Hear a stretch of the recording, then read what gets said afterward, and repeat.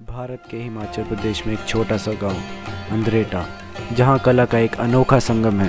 अंद्रेटा को artistic village और कला ग्राम के नामों से भी जाना जाता है। इस वीडियो में हम आप सबको अंद्रेटा की सैर करवाने जा रहे हैं। इस वीडियो के माध्यम से आपको पूरी जानकारी मिलेगी अंद्रेटा की हिस्ट्री के बारे में, क्यों इसे कला ग्राम या फिर आर्टिस्टिक विलेज के नाम से जाना जाता है। चलिए शुरू करते हैं इस नए एपिसोड के साथ। Let's make you travel virtually.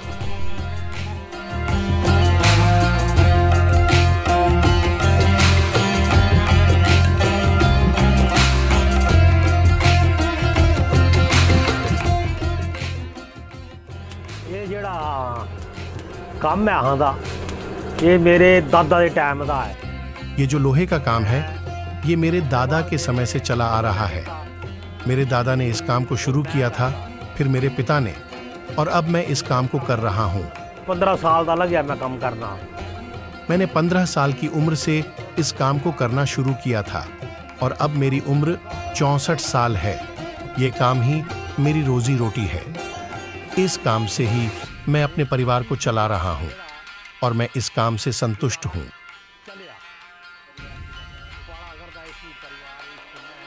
चले आज दिन तक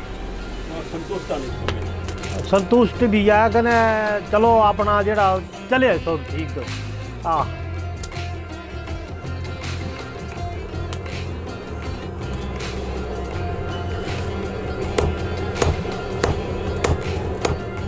इनसे बात करने के बाद हमें अंद्रेटा के बारे में बहुत कुछ पता चला, लेकिन अभी भी हम किसी ऐसे व्यक्ति की तलाश में थे जो कि हमें अंद्रेटा के बारे में थोड़ा और बता सके।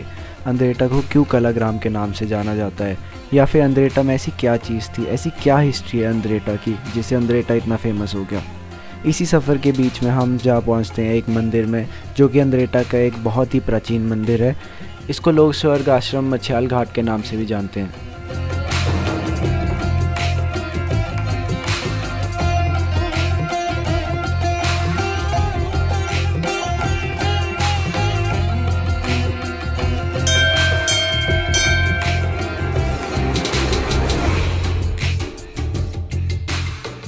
इस मंदिर के अंदर पहला कदम रखते ही हमें ऐसा लग रहा था कि मानो कहीं स्वर्ग में आ गए हों।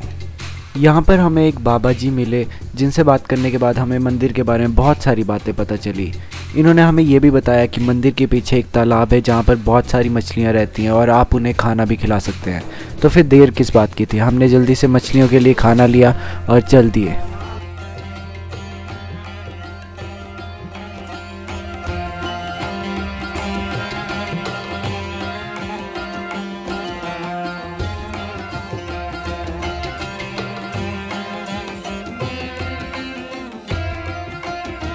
मछलियों को खाना डालने तो हम आ चुके थे, लेकिन यहाँ पर पानी की हालत देखकर हमें बहुत बुरा लगा। हमें ये पता चला कि यहाँ पर जो भी पर्यटक आते हैं वो यहाँ पर बहुत ही कूड़ा फेंक कर चले जाते हैं। तो मेरी आपसे ये रिक्वेस्ट रहेगी कि अगर आप यहाँ पर आ रहे हैं तो प्लीज़ कूड़ा ना फैलाएं।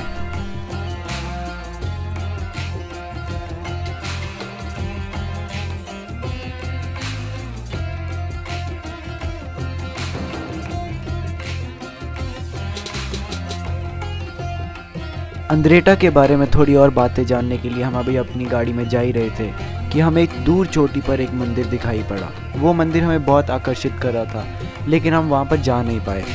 इसके बारे में और जानने के लिए हमने लोगों से पूछा कि ये मंदिर इतनी चोटी पर किसने बनाया, इसकी क्या हिस्ट्री है। तो हमें पता चला इस मंदिर को रूढ़ी सिद्ध बाबा के नाम से जाना जाता है। जैसे जैसे हम इस अंद्रेटा के सफ़र की ओर बढ़ते जा रहे थे, हमें अंद्रेटा के बारे में और चीज़ें पता लगती जा रही थी, लेकिन अभी भी हमें कोई ऐसा नहीं मिल पाया था जो कि हमें पूरी अंद्रेटा की हिस्ट्री बता सके।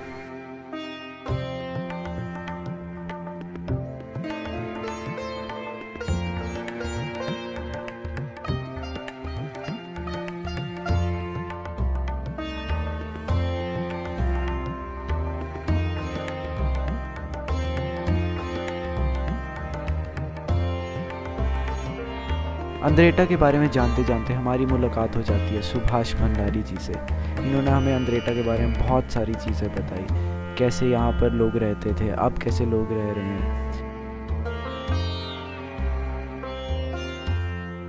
जब भी हम लोगों से अंद्रेटा के बारे में पूछ रहे थे तो सभी की ज़ुबान पर एक नाम ज़रूर आ रहा था, जो कि था अंद्रेटा पॉटरी का। तो फिर क्या था, हम चल दिए अंद्रेटा पॉटरी की ओर। यहाँ पर आने के बाद हमें पता चला कि अंद्रेटा पोट्री एक बहुत पुरानी पोट्री है जिसको माना जाता है कि हिमाचल की ओल्डेस्ट पोट्री है। यहाँ आने के बाद हमें बहुत कुछ सीखने को मिला और इसी के साथ हम चल दिए अपनी अगली डेस्टिनेशन पर।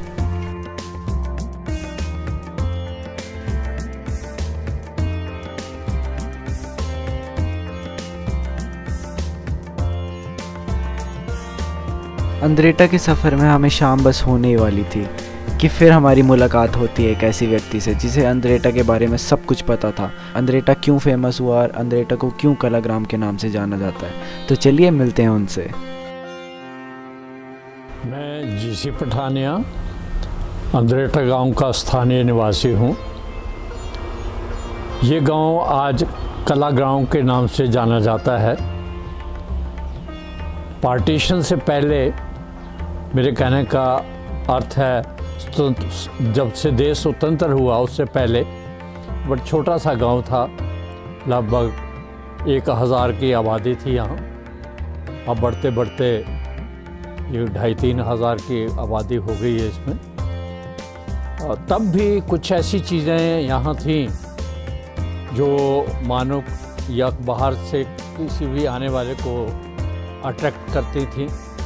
एक यहाँ जहाँ हम बैठे हैं इसके पास ही काली मिट्टी निकलती थी जिससे हमारे पुराने कुम्हार घड़ा वगैरह बनाने में या और दूसरे जो बर्तन थे हमारे ट्रेडिशनल, उनको बनाने में, उनको ब्यूटीफाई करने में उसका इस्तेमाल करते थे।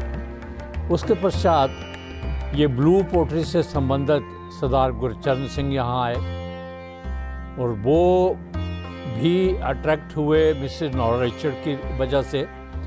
मिसेस नोरा रिचर्ड एक आयरिश लेडी थी जो लाहौर में रहती थी और पार्टीशन के बाद वो वापस इंग्लैंड, आयरलैंड की थी, वापस चली गई। दुर्भाग्यवश वहाँ उनके पति जी का देहांत हो गया और उन्हें ऐसा लगा कि मुझे फिर इंडिया वापस चले जाना चाहिए। तो वो हिंदुस्तान फिर लौट आई और कोई रेफरेंस उनको मिला किसी जाने माने का कि अंद्रेटा में हमारी ज़मीन है, अगर तुम वहीं बसना चाहती हो तो कुछ वहाँ लोग हैं जिनके उन्होंने नाम दिए, तो उनसे संपर्क करें ताकि वो कुछ ज़मीन आपको दे देंगे और आपका गुजर बसर जो अच्छा हो जाएगा। लेकिन मिसेस नोरा रिचर्ड ने लगभग वैसे ही किया। वो लगभग बनूरी आई, तब ये यहाँ सड़क भी नहीं थी। वो उन्होंने घोड़ा किया, वहाँ पौनी से यहाँ पहुँची। वो कुछ पता शता किया उन्होंने। तो जो यहाँ थे दारोमदारी कहने का आप जिस ज़मीन से वो संबंध रखना चाहती थी उन लोगों से मिली और लोग पुराने लोग थे, दयानतदार लोग थे, इनमें कोई बेईमानी किसी की चीज़ की नहीं होती थी। तो वो बिल्कुल तैयार हो गए कि सरकार ये आपकी ही ज़मीन है, आप ले लीजिए। और ये लगभग 192 कनाल का रकबा था। बड़ा छोटी सी स्टेट थी, चारों तरफ नाला है और पीछे की तरफ धार है, जंगल है। तो बड़ा सुंदर सा ये एरिया था जहाँ हम तो चाहते थे, लेकिन आज चाहते हैं तब शायद किसी ने ध्यान नहीं दिया, नहीं तो एक बहुत अच्छा विश्वविद्यालय यहाँ स्थापित हो सकता था। फिर भी वो मिसेस नोरा रिचर्ड आई, उन्होंने ये वो जगह एक्वायर करी और वो यहाँ रहना शुरू कर दी। और उनका लगाव ओपन एयर थिएटर की तरफ था, जैसे नाटक वगैरह उनकी रचना करना, उनका प्ले करना। तो उसी से वो उनको चीज़ों को बढ़ावा देने लगी। और उन दिनों ये जगह जो थी, जिला कांगड़ा जो था, पंजाब प्रदेश का एक हिस्सा था। ये 66 के बाद ही रीऑर्गेनाइजेशन हुई और ये इलाका हिमाचल प्रदेश में आया। तब से वो थोड़ी अट्रैक्ट हुई और उन्होंने कुछ कलाकारों को बुलाना यहाँ शुरू किया और एक ओपन थिएटर, एयर थिएटर यहाँ उन्होंने बनाया जो आज भी यहाँ विद्यमान है। और बड़े अच्छे लोग बाहर से आते हैं, कलाकार आते हैं इस वक्त जो उनकी जगह है वो पंजाबी यूनिवर्सिटी पटियाला को दी गई है, तो उनके भी काफ़ी लोग आते रहते हैं यहाँ और अपनी कला का प्रदर्शन करते हैं। इसके साथ साथ वो जब यहाँ थे तो ये ब्लू पोट्री वाले सरदार गुरचरण सिंह जी भी अट्रैक्ट हुए और वो यहाँ आए और उन्होंने यहाँ से पोट्री का काम शुरू करने की इच्छा व्यक्त की। तो मिस नॉर्रिचर ने भी उनकी मदद की, कोई ज़मीन उनको दी ताकि वो यहाँ अपना घर बना सकें और अपना गुजर बसर कर सकें। इसी के साथ पार्टीशन जब हुआ, जब हम स्वतंत्र हुए, तो सरदार सुभा सिंह जो आज वर्ल्ड फेम के आर्टिस्ट हैं और काफ़ी उनका रुतबा है आज विश्व में, क्योंकि सिख गुरुओं की जो उन्होंने तस्वीरें बनाई हैं वो आज सारे विश्व में प्रसिद्ध हैं। और ख़ासकर सिख कम्युनिटी में, सिख समुदाय जो है, शायद कोई ऐसा आदमी हो जिनके घर में उनकी बनाई हुई गुरु नानक की वो तस्वीर ना हो। तो वो फिर आए जब पार्टीशन के बाद, तो बहुत जगह ढूंढने लगे कि मैं ऐसी जगह कहीं सेटल हो जाऊं जो अच्छी हो, शांत प्रिय हो। तो यहाँ से घूमते घूमते वो मनाली तक चले गए, उन्हें कोई ऐसी जगह नहीं मिली। और जब वो वापस लौट रहे थे तो उनको किसी ने अंद्रेटा का जिक्र किया और वो अंद्रेटा आए और बाद में यहीं सेटल हो गए। और उन्होंने अपनी बहुत से कलाकृतियों से लोगों का मन मोहा, जो विश्व विख्यात हुई कलाकृतियाँ उनकी। और आज भी जहाँ वो रहते थे, जो निवास स्थान था उनका, वहाँ वो आर्ट गैलरी बनी हुई है और लोग पर्यटक आते हैं और उनकी कलाकृतियों की बहुत सराहना करते हैं। तो करते करते ये एक साधारण सा गांव जो था वो एक कला ग्राम के नाम से विख्यात हुआ। जितने लोग यहाँ थे उनके साथ और लोग जुड़ते गए। एक बीसी सन्याल थे, पेंटर थे, वो बहुत अच्छे पेंटर थे, उनकी भी पेंटिंग बहुत मशहूर हुई हैं। वो बाद में उन्होंने भी अपना आशियाना यहाँ बनाया, वो यहाँ रहते रहे और उनकी मृत्यु के बाद अब उनकी बेटी हैं, वो यहाँ आती हैं, अपने घर रहती हैं। तो एक बड़ा शांत प्रिय माहौल यहाँ का है। और बाहर से जो पर्यटक आते हैं या लोग आम लोग आते हैं, वो बहुत इन चीज़ों को देखकर काफ़ी आकर्षित होते हैं। यहाँ का जलवायु भी बहुत अच्छा है, ना ज़्यादा गर्मी है ना ज़्यादा ठंड है। इवन आज जैसे मैं आपसे बात कर रहा हूँ तो लगभग मार्च महीना ख़त्म होने वाला है, अप्रैल लगने वाला है और अभी तक हमने पंखे का इस्तेमाल नहीं किया है। तो उस हिसाब से भी ये बिल्कुल ओपन एयर कंडीशन की तरह ही गांव है और यहाँ का ये वातावरण बना हुआ है जो लोगों को आज भी आकर्षित करता है। कि जब यहाँ मिसेस नॉर्रिचर थी तो और एक प्रोफेसर जयदयाल हुआ करते थे यहाँ, तो उन दिनों ये जो हमारे कपूर फैमिली है, इनके जो पूर्वज थे पृथ्वीराज कपूर, उनका भी यहाँ आना हुआ और उन्हें भी मिसेस नॉर्रिचर ने कोई जगह यहाँ दी थी ताकि वो भी यहाँ कोई आशियाना बना सकें अपना, या अपनी कोई आर्ट कला को अपना प्रदर्शित करने के लिए उनको एक मंच मिले।